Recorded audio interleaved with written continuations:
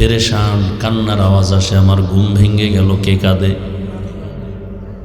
রহমতের নবী ঘুম থেকে উঠলেন, বের হইয়া মসজিদের দরজার পেছনে দাঁড়ায় দেখে মসজিদের মধ্যে একজন গোলাম নামাজে দাঁড়ায় দাঁড়ায় কাঁদতেছে। নবী ভাবলেন কোনো ভিন্ন কোনো ব্যক্তি নাকি, ভালো করে নজর করে দেখলেন কেউ না, জান্নাতের প্রথম সাহাবী আবু বকর নামাজে দাঁড়ায় কাঁদতেছে। নবী অপেক্ষা করতেছেন, নামাজ শেষে তাকায় দেখে রহমতের নবী দাঁড়ানো। আবু বকর বললেন, ইয়া রাসূলুল্লাহ, আমাকে মাফ করে দেন, আমার কান্না আমি কন্ট্রোল করতে পারি নাই, আওয়াজটা বেড়ে গেছে, আপনার ঘুম ভেঙে গেছে, আমাকে মাফ করে দেন। নবীজি বলেন, আপনি কাঁদলেন কেন? বলে, আল্লাহর আদালতে কেমনে দাঁড়াবো সেই ভয়ে কাঁদছি। কেন, আপনার না জান্নাতের টিকিট আছে? বলে আছে। কিন্তু নবী, আপনিই তো বয়ান করেছেন হাসরের ময়দানে সব নারী পুরুষ সব উলঙ্গ দাঁড়াবে, একসাথে দাঁড়াবে। হাসরের ময়দানে সূর্যের গরম, জাহান্নামের আগুনের আওয়াজ, আবার আল্লাহ রাগ করে আওয়াজ দিবেন, হুঙ্কার দিবেন, লিমানিল মুলকুল ইয়াউম লিল্লাহিল ওয়াহিদিল কাহ্হার। নবী, আপনিই তো কান্না করে বয়ান করেছেন হাসরের মাঠে এমন হালাত হবে, আমার আল্লাহ যখন রাগ হয়ে আওয়াজ দিবেন তখন হাসরের মাঠ থরথর করে কাঁপতে থাকবে। এমন কঠিন সময় নবীরা পর্যন্ত কান্না শুরু করবেন। আদম নবী কাঁদবেন, মুসা নবী কাঁদবেন, ঈসা নবী কাঁদবেন, ইব্রাহিম নবী কাঁদবেন, সব নবীদের কান্না। নবীরা যদি কান্না করে, আমি আবু বকরের উপায় কি? ওই দিন আল্লাহ পাক আমি আবু বকরকে ডেকে যদি বলেন, আমার জান্নাতের জন্য কি আমল নিয়ে আসছো? আমি যদি বলি, হে মালিক, রোজা, নামাজ, তেলাওয়াত, জিকির, আল্লাহ যদি বলেন আমি যেইভাবে নামাজ চাইছি ওইভাবে হক আদায় করে নামাজ দিতে পারো নাই, আমি যেভাবে রোজা চাইছি হক আদায় করে দাও নাই, মানুষকে দেখায় দেখায় আমল করছো, আমি আল্লাহ তোমার আমল পছন্দ করি নাই, অতএব তোমার আমল তুমি নিয়ে জাহান্নামে চলে যাও। আল্লাহ যদি বলেন, ওই সময় কে আমাকে ফিরাবে? ওই ভয়ে আমি চোখের পানি ছেড়ে কান্না শুরু করেছি, আমি আল্লাহর আদালতে কেমনে দাঁড়াবো? বড় কঠিন হালাত। এভাবে বলতে থাকলে সারা রাত চলে যাবে। ওমরে ফারুককে নবীজি বলেন, আকাশের দিকে তাকায় দেখো কত তারকা, গণনা করা যায় না। আমার ওমরের আমলে তো বেশি, গণনা করা যায় না। ভালো করে বুঝেন, সব নবী রাসূল আমার আল্লাহর আশিক, আর আমার আল্লাহ হলেন শুধু মুহাম্মদের আশিক। বুঝেন বুঝেন। আবার ভিন্ন লাইনে সব সাহাবারা নবীজির আশিক, আর নবী শুধু ওমরের আশিক। বুঝেন না? বুঝার মেধাও নাই। সব নবী রাসূল আল্লাহর আশিক। আল্লাহ কার আশিক? নবীজির আশিক। ব্যবধান আছে না নাই? আবার সমস্ত সাহাবায়ে কেরাম আমার রসুলের আশিক, আর আমার রসুল হলেন একমাত্র ওমরের আশিক। তার মানে ওমরের মর্যাদা কত বেশি হিসাব করেন। কিন্তু কপাল খারাপ, বাংলাদেশে কিছু টুপিওয়ালারা পর্যন্ত সে ওমরকে ভণ্ড বলার দুঃসাহস পায়। কত বড় বেয়াদব চিন্তা করেন।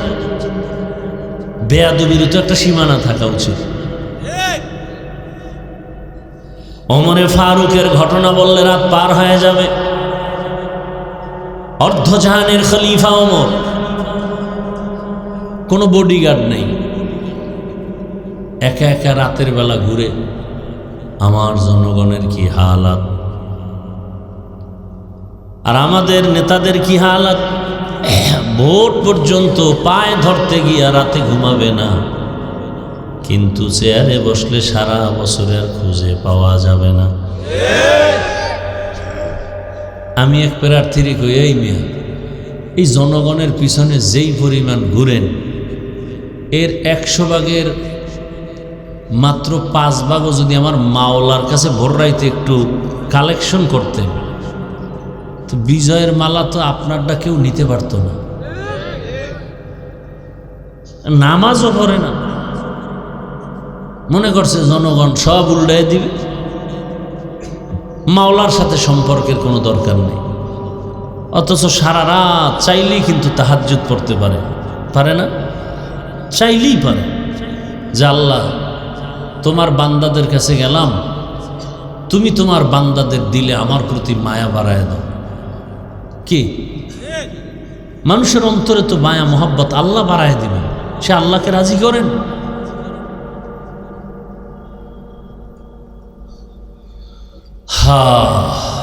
ওমরে ফারুক ঘুরে ঘুরে দেখে কি হালাত। এক পাহাড়ের পার্শ্বে গিয়ে দেখে বাগানের মধ্যে একটা ঝুপড়ি বাতি জ্বলতেছে। ওমর একা একা সামনে আগাইয়া দূরত্ব বজায় রেখে দাঁড়ানো। হঠাৎ ওমরে ফারুক রাদিয়াল্লাহু আনহু শুনতেছে ঘরের মধ্যে মহিলাদের কণ্ঠের আওয়াজ। মা তার মেয়েকে ডেকে বলে, ও সন্তান, আগামীকাল বাজারে দুধ বিক্রি করতে নিবি, গাভীর দুধ পানি বেশি দিয়ে নিস। মেয়ে বলে, ওমর যদি খবর পায় কল্লা ফালায় দিবে। ওমর কই? ঘরের পাশে। মা কয়, ওমর দেখবে না। মেয়ে ডাক দিয়া কয়, ওমর যদিও দেখবে না, ওমরের আল্লাহ তো দেখবেন। ওমর এতটুকু শুই না চুপচাপ চলে গেছে। আশহাদু আল্লা ইলাহা ইল্লাল্লাহু ওয়াহদাহু লা শারীকা লাহু লা জিদ্দা লাহু ওয়া লা নিদ্দা লাহু ওয়া লা মিসলা লাহু ওয়া নাশহাদু আন্না সাইয়্যিদানা ওয়া মাওলানা মুহাম্মাদান আবদুহু ওয়া রাসূলুহু। اللهم صل على محمد النبي الأمي وعلى آله وسلم تسليما.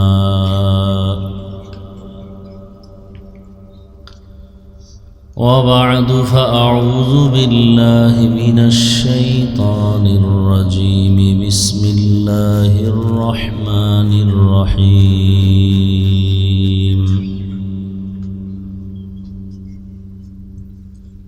يا أيها الذين آمنوا اتقوا الله ولتنظر نفس ما قدمت لغد واتقوا الله إن الله خبير بما تعملون.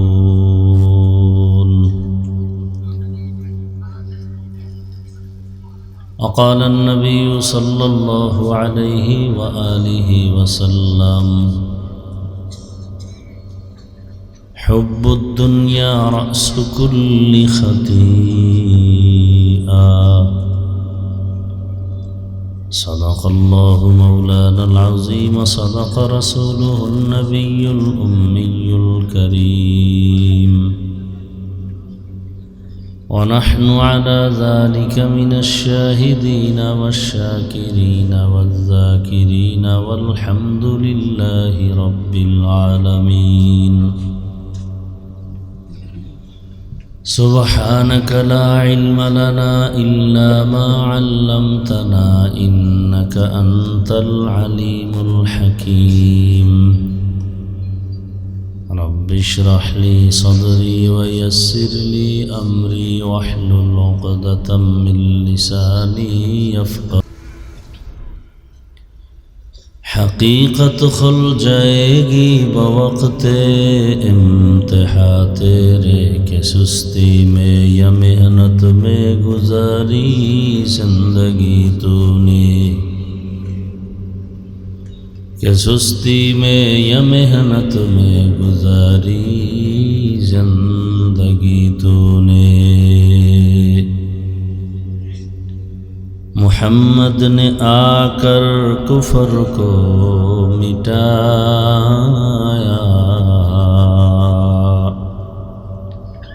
कुफर को मिटाकर सदाकत बताया।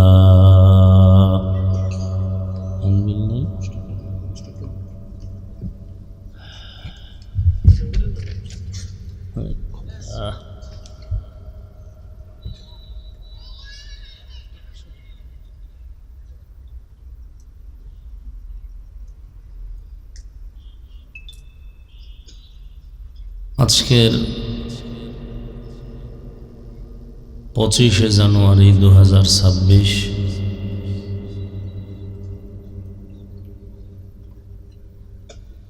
অধ্যকার ওয়াজ মাহফিলে উপস্থিত মোহতারাম সম্মানিত সভাপতি আলহাজ মোহাম্মদ ইমরান কামাল খান সাহেব, প্রধান অতিথি জনাব মোহাম্মদ ফরহাদ জায়েদার সাহেব সহ অন্যান্য অতিথিবৃন্দ, হযরত উলামায়ে কেরাম, এলাকার বিভিন্ন জায়গা থেকে আগত আল্লাহ পাকের আশিকিন, জাকিরিন, শাকিরিন, মুহিব্বিন, মুরব্বিয়ান এজাম, কলিজার টুকরা আমার সমবয়সী যুবক বন্ধুগণ, স্নেহের ছোট ভাই, পর্দার আড়ালে মা বোনেরা, আল্লাহ পাকের দরবারে শুকর যে আল্লাহ আমাদেরকে সুস্থ রেখেছেন, আলহামদুলিল্লাহ।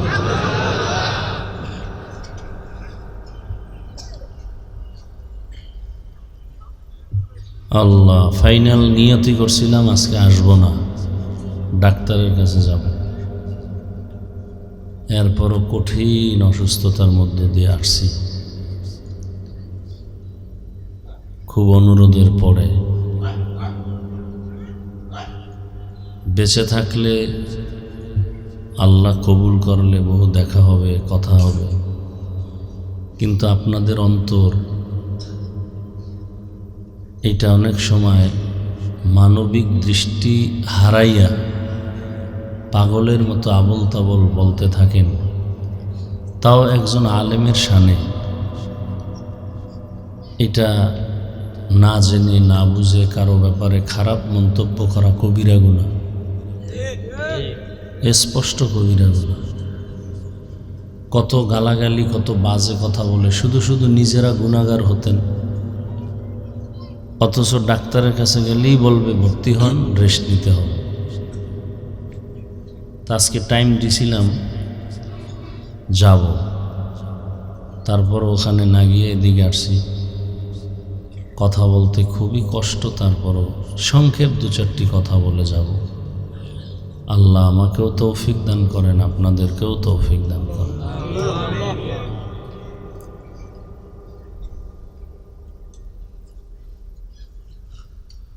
আল্লাহ, যে আয়াত ও হাদিস আমি তেলাওয়াত করছি,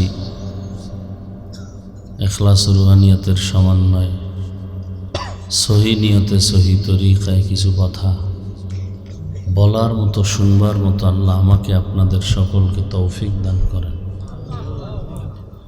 ইয়া আইয়ুহাল্লাযীনা আমানুত্তাকুল্লাহ ওয়ালতানজুর নাফসুম মা কদ্দামাত লিগাদিন ওয়াত্তাকুল্লাহ ইন্নাল্লাহা খাবীরুম বিমা তা'মালুন। আল্লাহ বলেন, তোমরা আমি আল্লাহকে ভয় করো এবং তোমার সামনে একটা জীবন আছে, স্থায়ী জীবন। সেই জীবনের জন্য কি সম্বল সঞ্চয় করেছো সেদিকে মনোনিবেশ হও। ওয়াত্তাকুল্লাহ, আল্লাহ আবার বলেন আমাকে ভয় করো। ইন্নাল্লাহা খাবীরুম বিমা তা'মালুন, আল্লাহ বলেন তোমাদের কর্মের খবর আমি আল্লাহ অগ্রিম জানি। নবীজি বলেন, হুব্বুদ দুনিয়া রাসু কুল্লি খাতিআ, দুনিয়ার লোভ, ভালোবাসা, মোহাব্বত সব ধ্বংসের কারণ। আয়াত ও হাদিসের তর্জমা শেষ। সংক্ষেপ কিছু ব্যাখ্যামূলক কথা।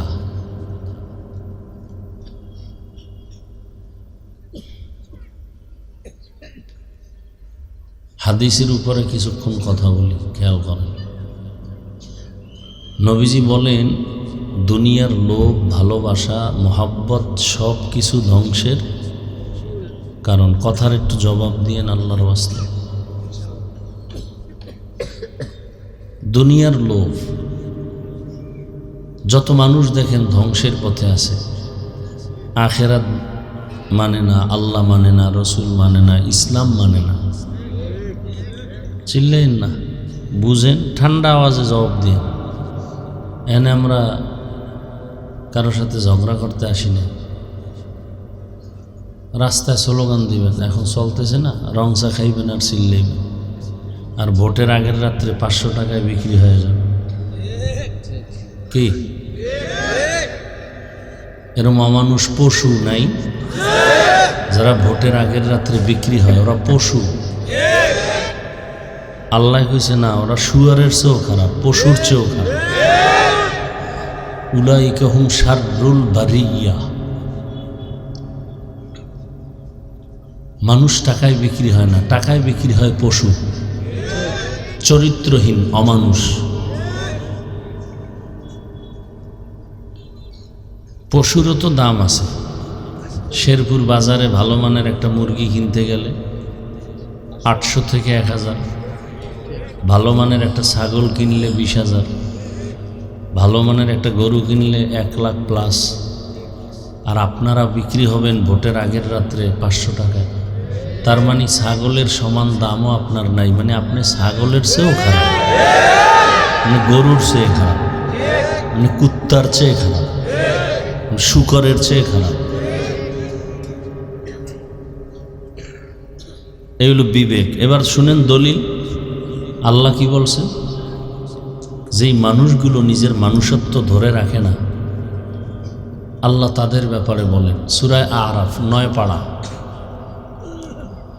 ওয়ালাকাদ যারানা লিজাহান্নামা কাসীরাম মিনাল জিন্নি ওয়াল ইনসি লাহুম কুলুবুন লা ইয়াফকাহুনা বিহা ওয়ালাহুম আ'য়ুনুন লা ইউবসিরুনা বিহা ওয়ালাহুম আযানুন লা ইয়াসমাউনা বিহা উলাইকা কাল আনআমি বাল হুম আদাল উলাইকা হুমুল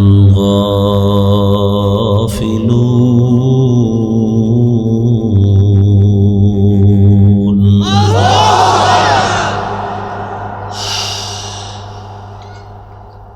অধিকাংশ মানুষ জাহান্নামে যাবে 3টা দুর্বলতার কারণে।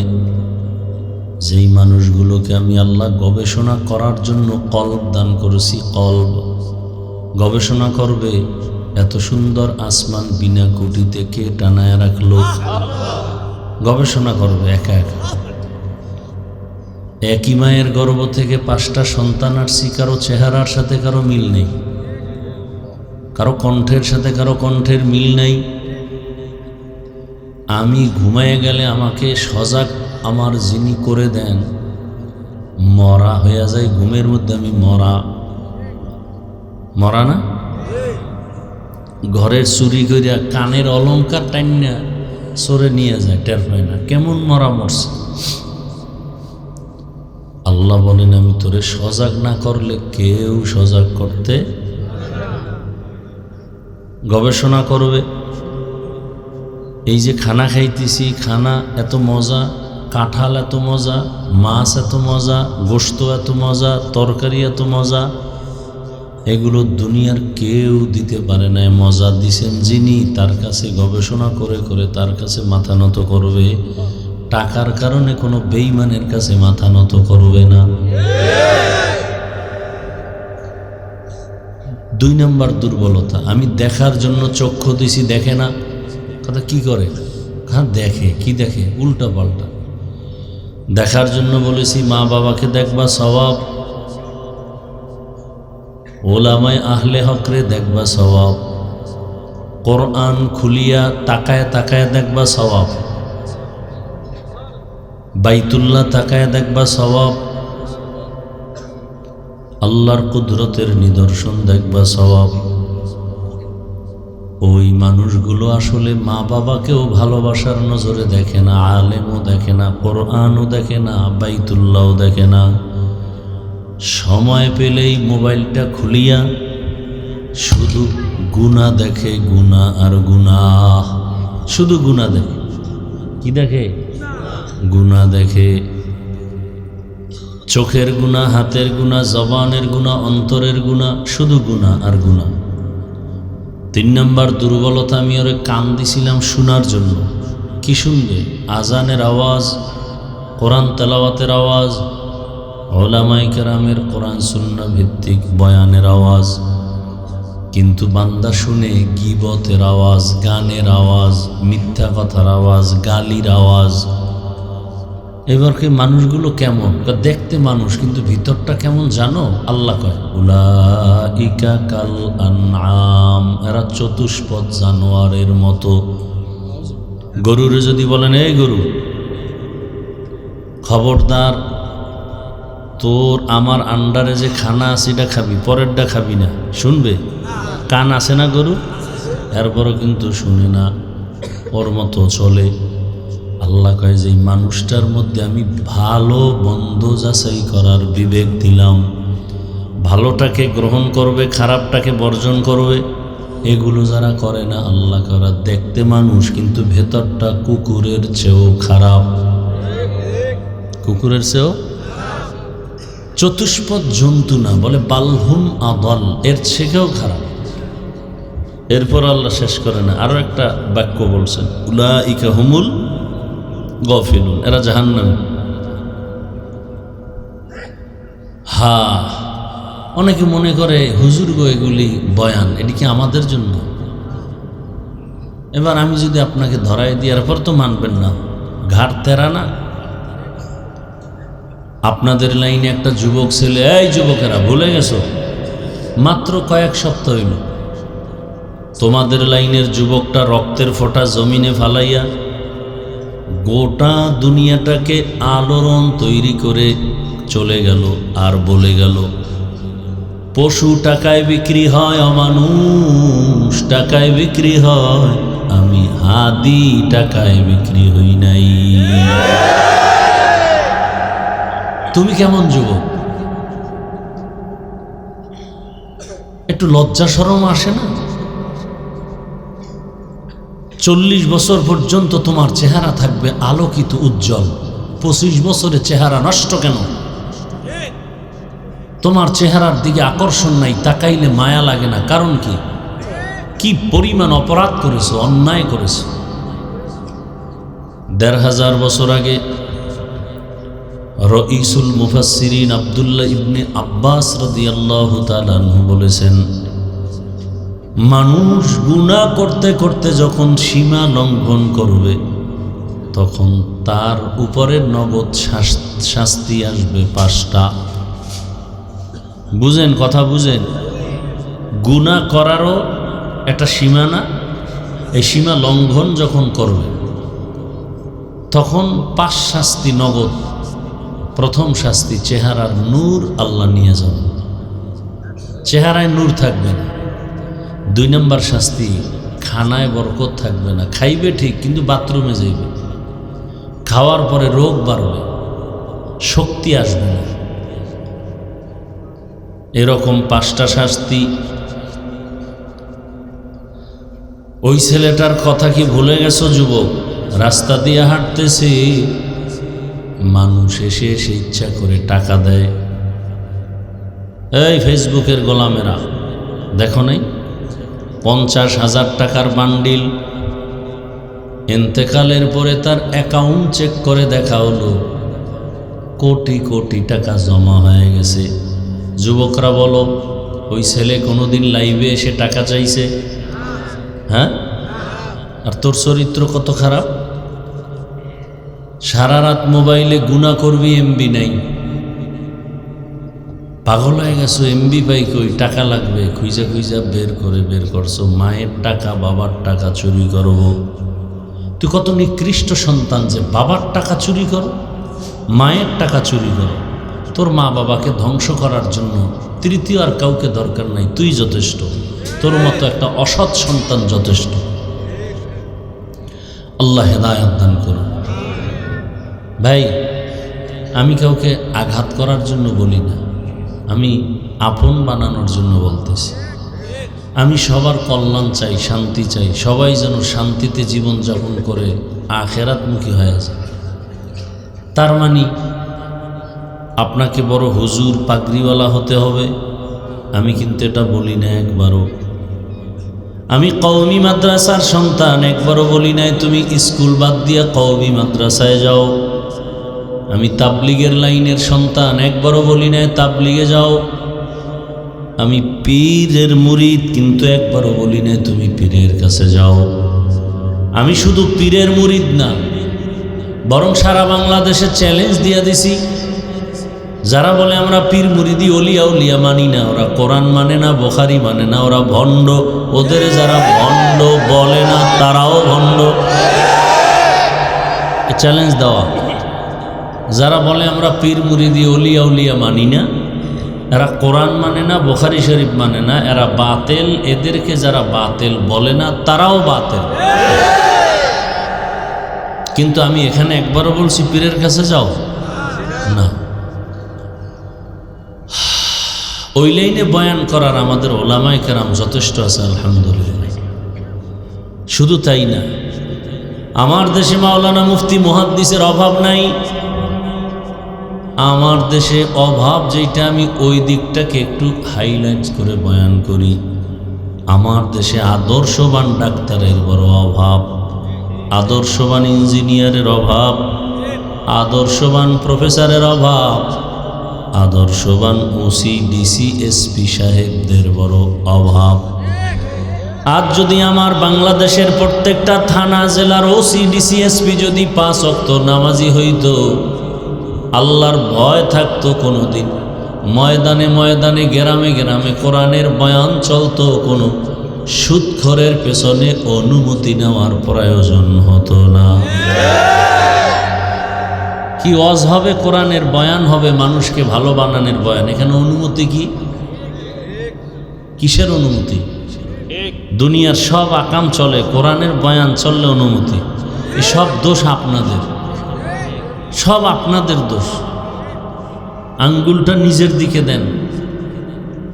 ওই ভোটের আগে যদি বিক্রি না হইতেন তাহলে বুক ফুলায় কথা বলতে পারতেন। চোরের মতো থাকেন, নেতার বিরুদ্ধে কিছু বলতে পারেন না। সুদখোর 24টা ঘন্টা তার মায়ের সাথে জেনার গুনাহ অল টাইম। আর হে মসজিদের দায়িত্বে যদি আসে তো গজব আসবে না, কি আসবে? আপনারা বানাইছেন না, টাকা খাইছেন, কিছু বলতে পারেন না। যেই চোরারা শ্বশুর বাড়ির থেকে যৌতুক খায়, ওরা আজীবন বউয়ের গোলাম হয়ে পা চাটে, কথা বলতে পারেন। এরকম চোর নাই? আল্লাহ হেদায়েত দান করেন। কে বলবে এই কথাগুলো? বলেন তো, আপনাদেরকে এই কথাগুলো আমি বলতেছি কি জাহান্নামে নেওয়ার জন্য? আমি ভালোর জন্য বলতেছি, আপনার ভালোর জন্য। আপনি ডাক্তার হন, কিন্তু আপনি সম্মানিত ডাক্তার হন। আমি চাই আপনি প্রফেসর হন, সর্বোচ্চ সম্মানের প্রফেসর হন। গোটা দুনিয়ার মানুষ ওই লোকটাকে কে চেনে না? ডাক্তার জাকির নায়েক। কি টাকার গরম, ক্ষমতার গরম। আমগো দেশের তাসলিমা নাসরিনও তো একজন MBBS ডাক্তার, তো জুতা খাইয়ে বিদেশ গেল কেন, পালাইল কেন? শুধু ডাক্তার না, তাসলিমা নাসরিন কোরআনের তাফসির পরে, ব্যাখ্যা করে, আর আল্লাহর ভুল ধরে। তো জাকির নায়েক সাহেবও ডাক্তার, তাসলিমাও। জাকির নায়েকের জন্য গোটা দুনিয়া পাগল কেন? টাকার গরমে না, ক্ষমতার পাওয়ারে না, একমাত্র সুন্দর চরিত্র, নৈতিক আদর্শের কারণে। জীবনের চরিত্র এক অমূল্য সম্পদ। আমি আজ চ্যালেঞ্জ দিয়া যাব যুবকদেরকে, তুমি যুবক চরিত্র ঠিক রেখে ডাক্তার হও, ইঞ্জিনিয়ার হও। আমাদের লাইনে তো লোক আছে, ওই লাইনে লোক দরকার। কি 5 ওয়াক্ত নামাজি দরকার, দাড়িওয়ালা দরকার, দাড়ি টুপিওয়ালা দরকার। দাড়ি টুপি কি কোনো হিসাবের নিয়ম না রসুলের আদর্শ? আপনি রসুলের কেমন উম্মত যে আপনাকে দাড়ির জন্য আলাদা বয়ান দিতে হচ্ছে? আপনি কেমন রসুলের মোহাব্বতের উম্মত যে টুপির জন্য আপনাকে আলাদা বয়ান দিতে হয়?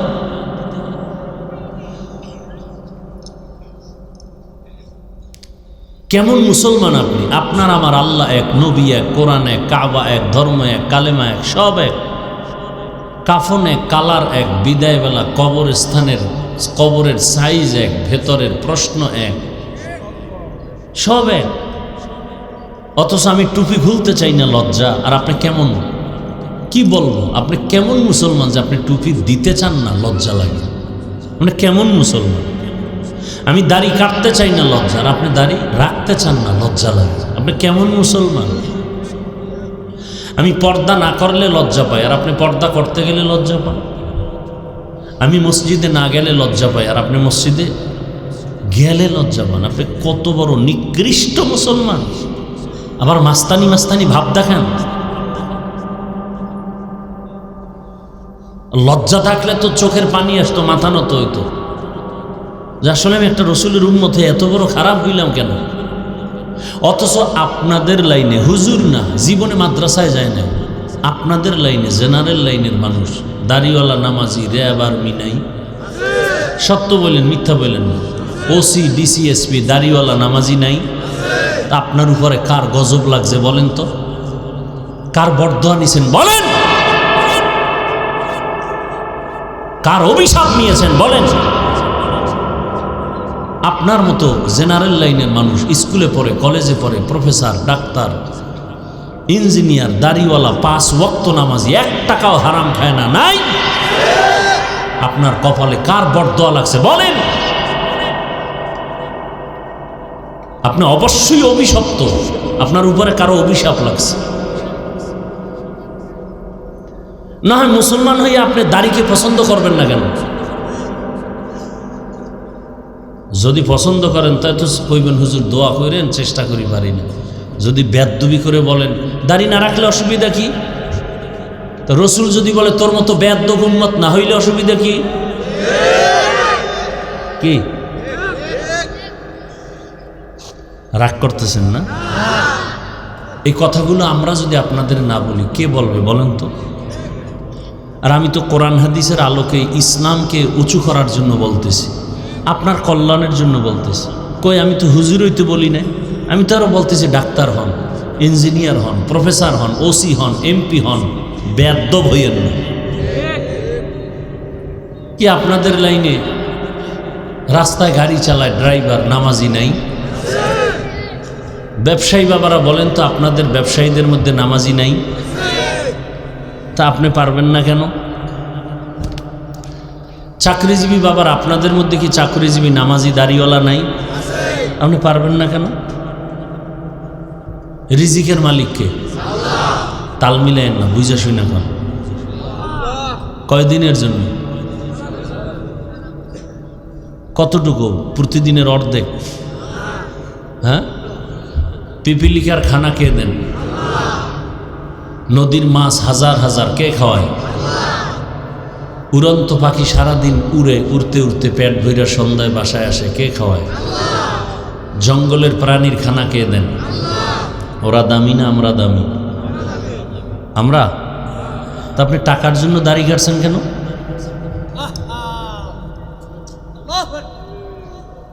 জিগেলে তো একটা জবাবই দিবেন যে হুজুর চাকরি থাকে না। তো যেই চাকরি করতে গেলে দাড়ি রাখা যায় না, সে চাকরি করবেন কেন? কি আপনি চাকরির রিজিকের মালিক বানাইছেন? কোটি কোটি প্রাণীর খানা যদি আমার আল্লাহ দিতে পারে, আমরা তো আরো দামি, আমাদেরকে আল্লাহ দিবেন না? আপনার অন্তর এত ছোট কেন? মিডা লাগায় কথা শুনতে আইছেন না?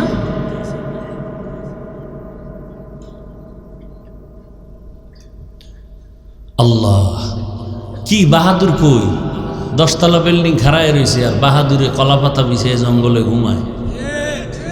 এই মাস্তানির লাভ কি? কোনো লাভ আছে? কয়দিন নমরুদ কই, ফেরাউন কই, সাদ্দাত কই, সাদ্দাম কই, গাদ্দাফি কই, বুশ কই, আরোরা কই। কিছুদিন পরে শুনবো আপনারা কই। আকাম করলে তো আপনারও বিল্ডিং থুইয়া পালাইতে হইব। একই তো নিয়ম। নিয়ম কি দুই নাকি? টাকা দিয়া সম্মান কিনলে কি হয়? প্রথমে ফুলের মালা, ফাইনালে জুতার মালা। আর আমরা সম্মান কিনার জন্য ঘুরি না, আল্লাহর কাছে ভোর রাত্রে কান্না করি। বঙ্গোপসাগর কুয়াকাটার থেকে একটা থাপ্পড় দিয়ে আল্লাহ বগুড়ার জমিনে চেয়ারে বসায় বয়ান শুনাইতেছে। কোন দল আইলো আর গেল জানার দরকার নাই।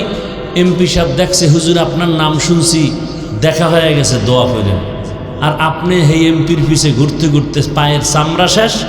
যখন চেয়ারে বসাই দিয়েছেন, এবার দেখা করতে গেলে 1 সপ্তাহ আগে সিরিয়াল লও। টাকার সম্মানের জ্বালা কেমন!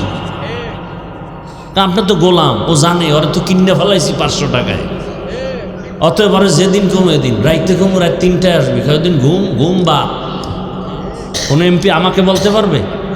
বরং এমপি অপেক্ষায় থাকবে হুজুরের সাথে একটু দোয়া নেওয়ার জন্য আসি। এটা টাকা দিয়ে কিনছি। আপনাদেরকে বুঝাবার জন্য বলছি, ছোট করতেছি না, বুঝাবার জন্য বলি। আল্লাহ বিবেক দিছে, বুঝেন না কেন? কেন বুঝেন না? মহামারী করোনা, স্কুল কলেজ বন্ধ, ফ্যাক্টরি চাকরি ব্যবসা গাড়ি সব বন্ধ, মাদ্রাসা তো বন্ধ হয় নাই। দেখার পরেও মানেন না কেন? বাবার করোনা, ছেলে পাশে যায় না, যদি মরে। শেষ পর্যন্ত বাবায় মইরেই গেছে। এলাকার গরিবের কয় কিছু টাকা দিলাম, লাশটা রাস্তায় থুইয়াই। এই শত শত করোনার লাশ আমাকে হুজুরেরা, আলেমরা কাঁধে নিয়ে গোসল করাইয়া, কাফন পরাইয়া, জানাজা দিয়ে কবরে রাখছে। একটা হুজুরও তো করোনায় মরে নাই। এগুলো চোখের সামনের কথা, তো গাইবী বয়ান না, এত নগদ বয়ান।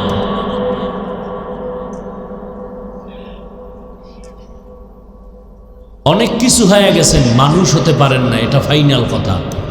আমি মাওলানা হইছি, বক্তা হইছি, মানুষ হতে পারি না। যদি মানুষ হইতাম তাহলে আমার চেহারা দেখলেই বেনামাজি আসতে মাথা নত করত। বাংলাদেশে আসতেন আওলাদে রসুল হুসাইন আহমদ মদনী রহমতুল্লাহ আলাইহি, রসুলের ডাইরেক্ট আওলাদ। মদিনাতে এখনও তাদের বিশাল বাড়ি থাকে, দেওবন্দ। তিনি তো নাই। বাংলাদেশে বিশেষ করে সিলেট আর চট্টগ্রামে বেশি সময় দিতেন। তো মানুষ দেখতে যাইতো, আওলাদে রসুল আসছে, একটু মোলাকাত করি, বরকত যাইতো মানুষ। 2 শ্রেণীর মানুষের সামনে হুজুর হাত দিতেন না।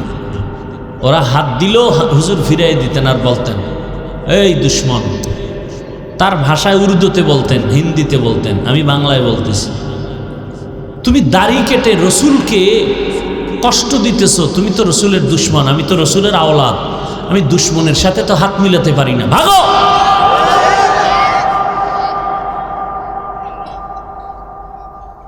আর 1 শ্রেণীর মানুষের সাথে হুজুর হাত মিলাতেন না, আওলাদে রসুল, যারা সাহাবায়ে কেরামের বিরোধিতা করে, এরাও রসুলের দুশ্মন। কোনো সন্দেহ নাই, সন্দেহ করলে গুনাহ হবে।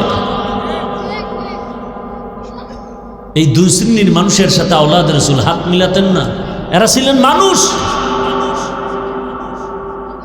আর আমি মাওলানা বক্তা হইছি ঠিক, মানুষ হতে পারিনি। আচ্ছা বলেন তো, জান্নাতের টিকিট পাইছেন কতজন সাহাবা? এটা আজকে শুনলেন? বলেন তো, প্রথম সাহাবীকে? আবু বকর। দ্বিতীয়কে? তৃতীয়কে? চতুর্থ? এরকম কতজন? এদের ইতিহাস আজকে গুগলে সার্চ দেন, খোলাফায়ে রাশিদিনের ইতিহাস, বাংলায় চলে আসবে। দেখেন তো আবু বকরের ইতিহাস, সারা জীবন কান্না কান্না কান্না। ওমরের ইতিহাস কান্না কান্না কান্না। জান্নাতের টিকিট হাতে পেয়ে কাঁদলেন কেন? ঘটনা বলার সময় নেই। রসুল মসজিদে নববীর পার্শ্বেই ঘুমায় আম্মা জান আয়েশার হুজরা। নবী এশা পরেই ঘুমায় যাইতেন, কারোর সাথে কোনো কথা বলতেন না। আর নবীর ঘুম কি ছিল? চোখ বন্ধ, কলব খোলা। নবী হঠাৎ ঘুমে গেছেন গভীর, হঠাৎ রাতেরও গভীর, ঘুমেরও গভীর, হঠাৎ কান্নার আওয়াজ আসতেছে। রহমতের নবী সজাগ হয়ে গেলেন, পেরেশান, কান্নার আওয়াজ আসে, আমার ঘুম ভেঙে গেল, কে কাঁদে? রহমতের নবী ঘুম থেকে উঠলেন, বের হইয়া মসজিদের দরজার পেছনে দাঁড়ায় দেখে মসজিদের মধ্যে একজন গোলাম নামাজে দাঁড়ায় দাঁড়ায় কাঁদতেছে। নবী ভাবলেন কোনো ভিন্ন কোনো ব্যক্তি নাকি, ভালো করে নজর করে দেখলেন কেউ না, জান্নাতের প্রথম সাহাবী আবু বকর নামাজে দাঁড়ায় কাঁদতেছে। নবী অপেক্ষা করতেছেন, নামাজ শেষে তাকায় দেখে রহমতের নবী দাঁড়ানো। আবু বকর বললেন, ইয়া রাসূলুল্লাহ, আমাকে মাফ করে দেন, আমার কান্না আমি কন্ট্রোল করতে পারি নাই, আওয়াজটা বেড়ে গেছে, আপনার ঘুম ভেঙে গেছে, আমাকে মাফ করে দেন। নবীজি বলেন, আপনি কাঁদলেন কেন? বলে, আল্লাহর আদালতে কেমনে দাঁড়াবো সেই ভয়ে কাঁদছি। কেন, আপনার না জান্নাতের টিকিট আছে? বলে, আছে। কিন্তু নবী, আপনিই তো বয়ান করেছেন হাসরের ময়দানে সব নারী পুরুষ সব উলঙ্গ দাঁড়াবে, একসাথে দাঁড়াবে। হাসরের ময়দানে সূর্যের গরম, জাহান্নামের আগুনের আওয়াজ, আবার আল্লাহ রাগ করে আওয়াজ দিবেন, হুঙ্কার দিবেন, লিমানিল মুলকুল ইয়াউম লিল্লাহিল ওয়াহিদিল কাহ্হার। নবী, আপনিই তো কান্না করে বয়ান করেছেন হাসরের মাঠে এমন হালাত হবে, আমার আল্লাহ যখন রাগ হয়ে আওয়াজ দিবেন তখন হাসরের মাঠ থরথর করে কাঁপতে থাকবে। এমন কঠিন সময় নবীরা পর্যন্ত কান্না শুরু করবেন। আদম নবী কাঁদবেন, মুসা নবী কাঁদবেন, ঈসা নবী কাঁদবেন, ইব্রাহিম নবী কাঁদবেন, সব নবীদের কান্না। নবীরা যদি কান্না করে, আমি আবু বকরের উপায় কি? ওই দিন আল্লাহ পাক আমি আবু বকরকে ডেকে যদি বলেন, আমার জান্নাতের জন্য কি আমল নিয়ে আসছো? আমি যদি বলি, হে মালিক, রোজা, নামাজ, তেলাওয়াত, জিকির, আল্লাহ যদি বলেন আমি যেইভাবে নামাজ চাইছি ওইভাবে হক আদায় করে নামাজ দিতে পারো নাই, আমি যেভাবে রোজা চাইছি হক আদায় করে দাও নাই, মানুষকে দেখায় দেখায় আমল করছো, আমি আল্লাহ আজ তোমার আমল পছন্দ করি নাই, অতএব তোমার আমল তুমি নিয়ে জাহান্নামে চলে যাও। আল্লাহ যদি বলেন, ওই সময় কে আমাকে ফিরাবে? ওই ভয়ে আমি চোখের পানি ছেড়ে কান্না শুরু করেছি, আমি আল্লাহর আদালতে কেমনে দাঁড়াবো? বড় কঠিন হালাত। এভাবে বলতে থাকলে সারা রাত চলে যাবে। ওমরে ফারুককে নবীজি বলেন, আকাশের দিকে তাকায় দেখো কত তারকা, গণনা করা যায় না। আমার ওমরের আমলে তো বেশি গণনা করা যায় না। ভালো করে বুঝেন, সব নবী রাসূল আমার আল্লাহর আশিক, আর আমার আল্লাহ হলেন শুধু মুহাম্মদের আশিক। বুঝেন বুঝেন।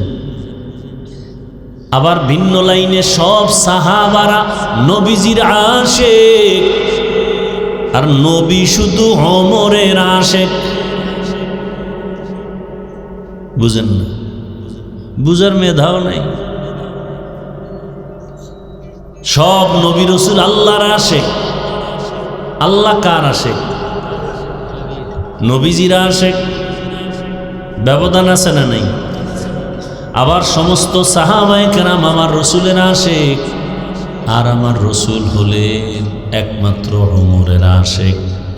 তার মানে ওমরের মর্যাদা কত বেশি হিসাব করেন। কিন্তু কপাল খারাপ, বাংলাদেশে কিছু টুপিওয়ালারা পর্যন্ত সে ওমরকে ভণ্ড বলার দুঃসাহস পায়।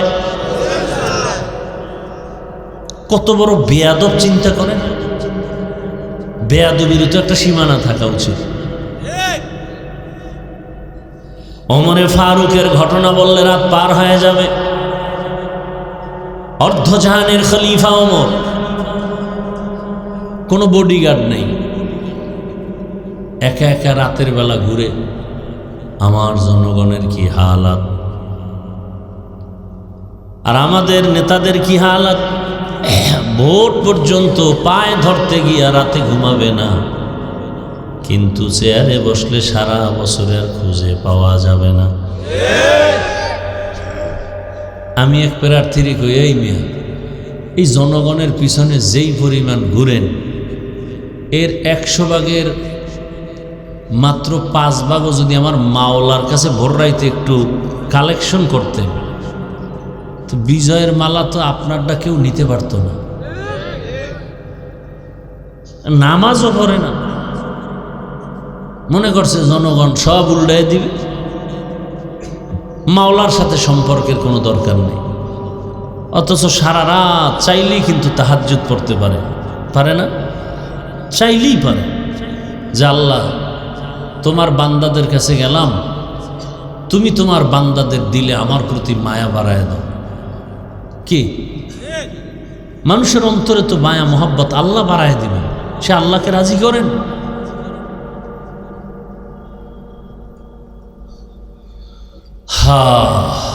ওমরে ফারুক ঘুরে ঘুরে দেখে কি হালাত। এক পাহাড়ের পার্শ্বে গিয়ে দেখে বাগানের মধ্যে একটা ঝুপড়ি বাতি জ্বলতেছে। ওমর একা একা সামনে আগাইয়া দূরত্ব বজায় রেখে দাঁড়ানো। হঠাৎ ওমরে ফারুক রাদিয়াল্লাহু আনহু শুনতেছে ঘরের মধ্যে মহিলাদের কণ্ঠের আওয়াজ। মা তার মেয়েকে ডেকে বলে, ও সন্তান, আগামীকাল বাজারে দুধ বিক্রি করতে নিবি, গাভীর দুধ পানি বেশি দিয়ে নিস। মেয়ে বলে, ওমর যদি খবর পায় কল্লা ফালায় দিবে। ওমর কই? ঘরের পাশে। মা কয়, ওমর দেখবে না। মেয়ে ডাক দিয়া কয়, ওমর যদিও দেখবে না, ওমরের আল্লাহ তো দেখবেন। ওমর এতটুকু শুই না চুপচাপ চলে গেছে। পরের দিন আদালতে ডেকে পাঠালেন ওই মেয়ে মা দোনোজনকে, আমার আদালতে আনো। দোনোজনকে আদালতে হাজির করার জন্য যখন লোক চলে গেল, খবর শুনেই দোনোজন কান্না শুরু করছে। ওমর ডাকছে, মনে হয় আজ আমার ফাঁসি ছাড়া কোনো উপায় নাই।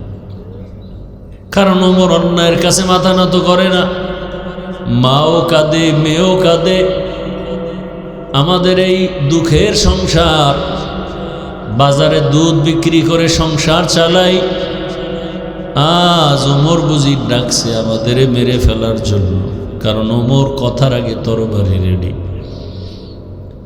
যখন দোনোজন কান্না করলে কি হবে, যেতেই হবে, যেহেতু অর্ডার এসে গেছে, আর থাকা যাবে না।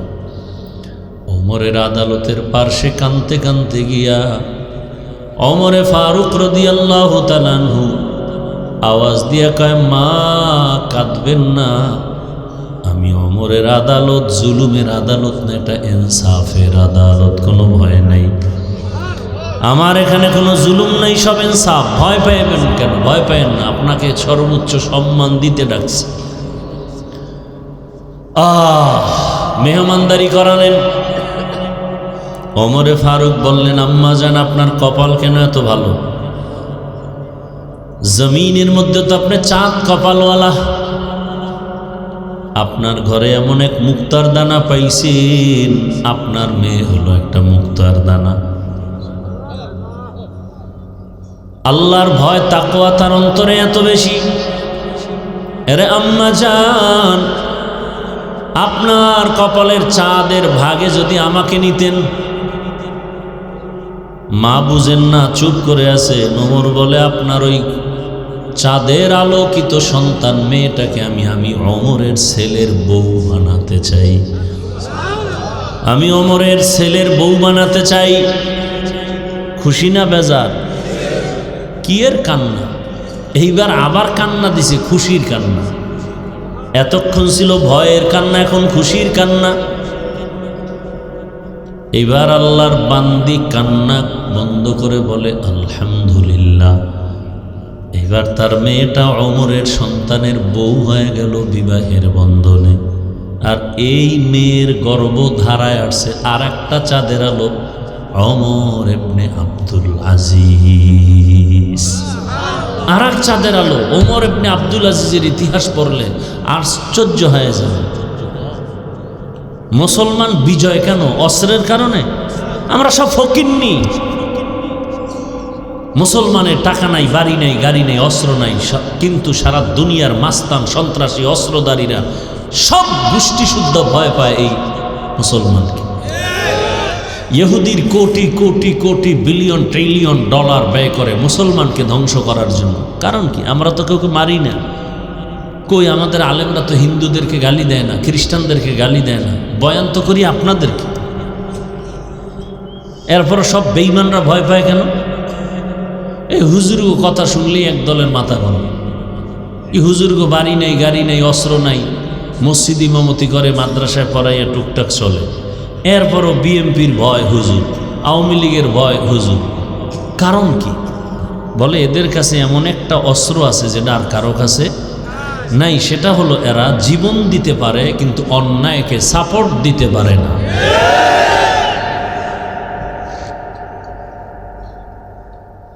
বড় কঠিন হালাত। বাংলাদেশে যতটা আন্দোলন বিজয়ী হয়েছে শুধু হুজুররা মাঠে নামার কারণে। জুলাই আন্দোলন বিজয় হয়েছে কাদের কারণে? ওলামায়ে কেরাম, ছাত্র সব নামছে। অথচ সেই সনদের মধ্যে দুনিয়ার সবগুলোর নাম আছে, একটা মাদ্রাসার ছাত্রদের নাম নাই। এ কথা বলবো কোথায়? শুনবে কে? শোনার মানুষ নাই, বলার মানুষ নাই, বিরোধিতা করার মানুষের অভাব নাই। আলেমের অবদান, অথচ এটাকে মুছে ফেলল। নাই আলেমদের কোনো একটা কলাম সনদের মধ্যে নাই। যাত্রাবাড়ির ওখানে কি পরিমাণ ছাত্র শহীদ হয়ে গেল চোখের সামনে, নাই তাদের কোনো নাম। আল্লাহ হেদায়েত দান করুন। কি বয়ান করব বলে? যাদের নামটা সুদের খাতায়, এরা হজ করলে কবুল হবে না, দান করলে কবুল হবে না, নামাজ পড়লে কবুল হবে না, জিকির করলে কবুল হবে না, তেলাওয়াত করলে কবুল হবে না। কি বয়ান করব বলেন?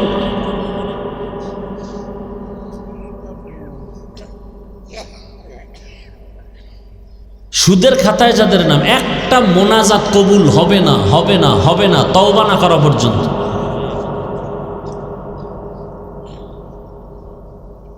তা আপনি সারা জীবন সেজদা দিয়ে কপালে দাগ ফালাইলে লাভ কি? যদি আপনার ছেলে হারাম টাকা কামাই করে দেয় আর আপনি পেট ভরে খান।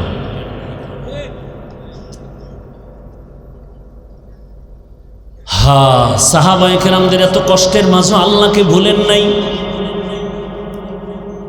এজন্য আল্লাহ বলেন দুনিয়ার লোভ ধ্বংসের কারণ। ফেরাউন ধ্বংস হলো ক্ষমতার লোভে, নমরুদ ধ্বংস হলো ক্ষমতার লোভে, কারুন ধ্বংস হলো টাকার লোভে। লোভ আবার তিন প্রকার: ক্ষমতার চেয়ারের লোভ, টাকার লোভ আর যৌবনের লোভ। তাসলিমা নাসরিন ধ্বংস হলো যৌবনের লোভে, কারুন ধ্বংস হলো টাকার লোভে। অনুরোধ করে বলি যুবক, এখনো সময় আছে, তওবা করো, নতুনভাবে ঘুরে দাঁড়াও। স্কুলে পড়ো, কলেজে পড়ো, চাকরি করো, ব্যবসা করো, আর কোনো দিন নামাজ ছাড়বা না, দাড়ি কাটবা না। তোমার মতো যুবক যদি স্কুলে কলেজে পড়ে নামাজ পড়তে পারে, তুমি পারো না কেন? পর্দার আড়ালের আম্মাজান বোনেরা, আপনাদের মতো কত মা বোন এখনো আছে পর্দা করে নামাজ পড়ে, আপনারা পারেন না কেন? মার্কেটে ঘুরেন কেন? আপনার সন্তানটার জীবন নষ্ট করছেন, আপনার কি খবর নাই? ওই সন্তান এক সময় আপনাকে ধিক্কার দিবে আর বলবে আমার আম্মু খারাপ, আমার আব্বু সারাদিন বেগানা নিয়ে থাকতো, মোবাইল নিয়ে পড়ে থাকতো, আমার আম্মু মার্কেটে মার্কেটে ঘুরতো, ওরা ভালো না, আমি কেমনে ভালো হব? এই সন্তানের এই ধিক্কার শোনার জন্য এভাবে বেপরোয়া চলতেছেন। অনুরোধ করি এখনো তওবা করেন। ভালো একটা সন্তান দুনিয়াতে রেখে যান, ভালো ডাক্তার রেখে যাবেন, নামাজ পড়বে, রুগী দেখবে, তেলাওয়াত করবে, মা বাবার জন্য দোয়া করবে। অনুরোধ করে বলি তওবা করে নেন, আর মনে মনে তওবা করেন, আল্লাহকে বলেন হে মালিক, আর দাড়ি কাটবো না, নামাজ ছাড়বো না, বেপরদায় চলবো না, মা বাবার সাথে বেয়াদবি করবো না। শিক্ষকের দোয়া নিয়ে, উলামায়ে কেরামের দোয়া নিয়ে, নবীজির সুন্নাত আদর্শ অনুযায়ী জীবন চালাবো।